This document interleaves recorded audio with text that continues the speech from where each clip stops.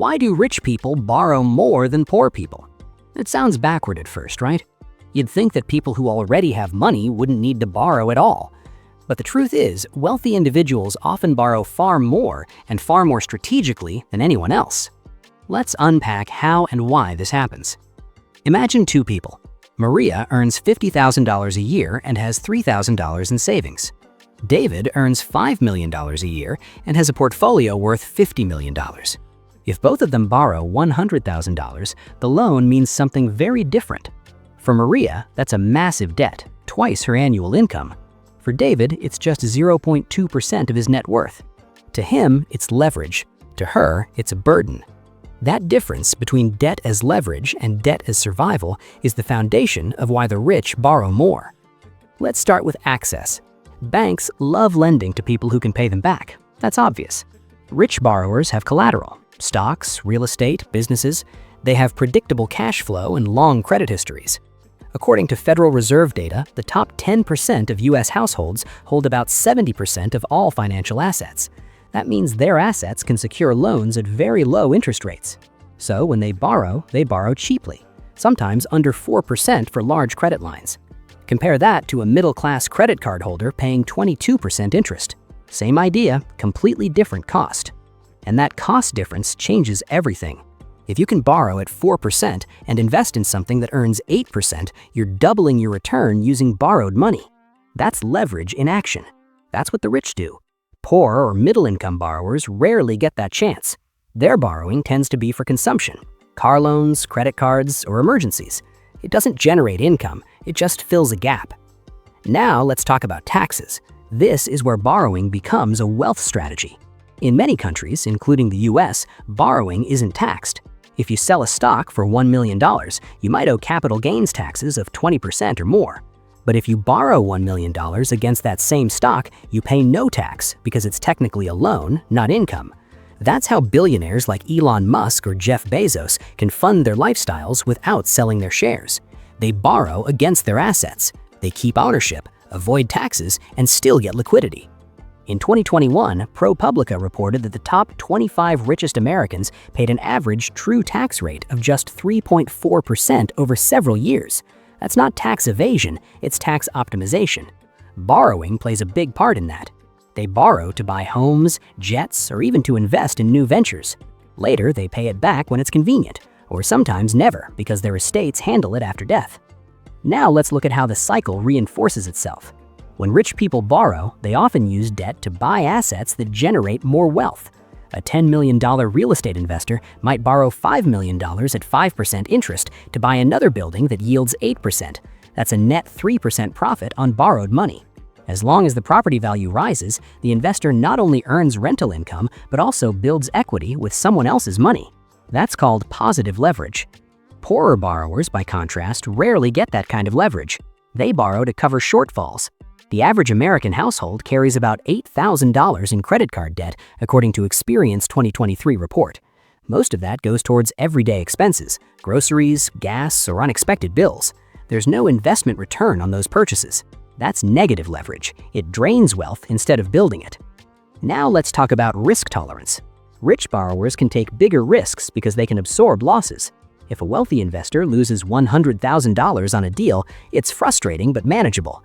If a middle-class family loses $100,000, it's catastrophic. That safety net enables the wealthy to use debt aggressively. They can think in decades, not months. And because they have that long-term horizon, they can borrow to create even more opportunities. Warren Buffett's company, Berkshire Hathaway, famously uses insurance float as a form of low-cost borrowing. That float, essentially money collected from insurance premiums before claims are paid, was over $165 billion in 2023. Buffett invests that money to generate returns for shareholders. He's been doing it for decades. It's a masterclass in using other people's money responsibly. Now let's bring this down to something relatable. Think about mortgages. Both rich people and poor people take them, but for different reasons. For a middle-income family, a mortgage is often their single largest debt and their main path to building net worth. For a wealthy investor, a mortgage is a tool. They might use it to free up cash for investments or tax planning. Even if they could pay cash for a property, they often don't. They'd rather keep their capital working elsewhere at higher returns. There's a famous saying in finance, Don't buy it, control it. Borrowing allows the rich to control assets worth far more than their own capital would allow. Let's say you have $1 million. You could buy one property outright. Or you could use that $1 million as 20% down on 5 properties worth $5 million total. If each property appreciates by 10%, your equity grows by $500,000 instead of $100,000. That's the power of leverage. But of course, leverage cuts both ways. If the market falls, losses multiply too. That's why poor borrowing is dangerous when it's used for consumption, but powerful when used for productive assets. The difference isn't just income, it's intent. The rich borrow to grow, the poor borrow to survive. Let's touch on perception too. Society often praises being debt-free as a financial goal. And yes, freedom from bad debt matters. But the rich rarely aim for zero debt. They aim for optimized debt. They understand the cost of capital and the return on capital. If debt costs less than the return it generates, they borrow more. That's financial engineering, not recklessness. We can see this even in corporate behavior. Apple, one of the richest companies in the world, has over $100 billion in cash. Yet it still issues bonds. Why? Because the cost of borrowing is lower than the tax cost of repatriating overseas profits. So Apple borrows at 3 or less and buys back its own shares. It's the same logic wealthy individuals use. Borrow cheap, earn more, and keep control. Now let's examine credit systems. Credit scoring favors those with established credit lines and assets. Rich individuals have multiple accounts, investment loans, and mortgages that build strong credit profiles. Poorer borrowers often have thin credit files or high utilization ratios. That means higher interest rates, which trap them in a cycle of expensive debt. According to the Consumer Financial Protection Bureau, the people with the lowest credit scores pay up to 7 times more in interest for the same loan amount. That's a structural disadvantage that widens the wealth gap. Let's not forget inflation. Inflation hurts savers, but helps borrowers, especially those with fixed-rate loans.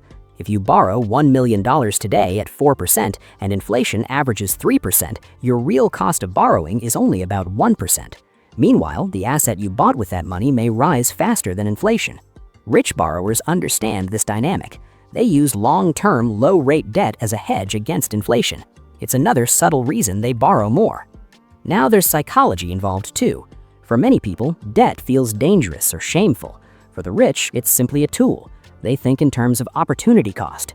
If they can borrow at 5% and invest at 10%, not borrowing feels like leaving money on the table. That mindset shift, seeing debt as a strategic instrument, separates those who build wealth from those who fear it. So let's step back and connect all these dots. The rich borrow more because they can, because it's cheaper for them, and because it helps them grow faster. They use debt to control more assets, reduce taxes, and amplify returns. Poorer borrowers, facing higher costs and lower opportunities, use debt to fill gaps rather than create wealth. The same financial tool plays 2 completely different roles depending on who wields it. And that leads to an uncomfortable truth. Access to credit is both a privilege and a multiplier. If you already have wealth, borrowing can make you richer. If you don't, borrowing can make you poorer. That's why financial literacy, the understanding of how to use debt strategically, is so crucial. You don't have to be a billionaire to borrow like a billionaire. You just need to adopt the mindset of leverage with purpose. Use debt for assets that appreciate or generate income, like education, a business, or property. Avoid debt that depreciates, like cars, gadgets, or lifestyle inflation. It's not about never borrowing, it's about borrowing smart. One last subtle point: time. Rich borrowers borrow for long-term gains. They think in years or decades. Poor borrowers often borrow for immediate needs. That difference in time horizon defines the outcome. Over time, strategic debt compounds wealth, while reactive debt compounds stress. So the next time you hear that the rich are deep in debt, don't assume it's a problem. Chances are that debt is making them even richer. And if you want to keep learning how money really works behind the scenes, subscribe to Taz's Money. Because understanding why the rich borrow isn't just trivia, it's a roadmap for smarter financial choices. The goal isn't to copy what the rich do overnight, it's to understand the principles that guide their decisions. Borrow with intention, leverage with care, and always remember, debt itself isn't the enemy. Ignorance about how to use it is. That's the real truth about why rich people borrow more than poor people.